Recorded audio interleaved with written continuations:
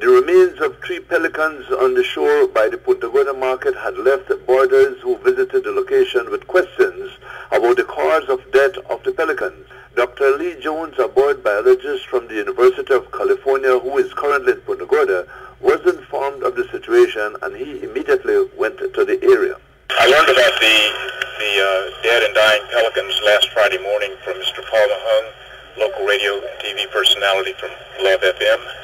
When I went over to the market where the birds were dying, I found 3 birds that were dead, 2 that were recently dead, one that had been dead for quite a while, and several birds, roughly 4 or 5, that were clearly not healthy. They were trembling, very approachable, their eyes weren't clear, but none of those died, at least through Friday. I was gone over the weekend, but I understand today there was a report of another one dead on the beach. In fact, seen falling right out of the sky. One of the others had also been reported falling out of the sky dead on the beach. We froze one of the pelicans, thawed it out last night, and brought it over to Dr. Palacio for him to autopsy today. Along with efforts to look into the cause of the death of the pelicans, an autopsy was done on the remains of one of the pelicans by Dr. Ludwig Palacio at his veterinary clinic in Punta Gorda.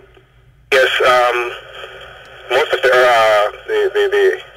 autopsy reveals that there is significant damage to gut and liver, which is suggestive of a toxic process, which probably means that the pelican was exposed to some kind of food, perhaps, that was contaminated, and it got somehow into the food chain, and that is the probable cause of death. But I am in contact with Dr. Isabel in Cayo, Isabel Durant, and she will be assisting to get the samples to our laboratory outside of Belize for more conclusive information.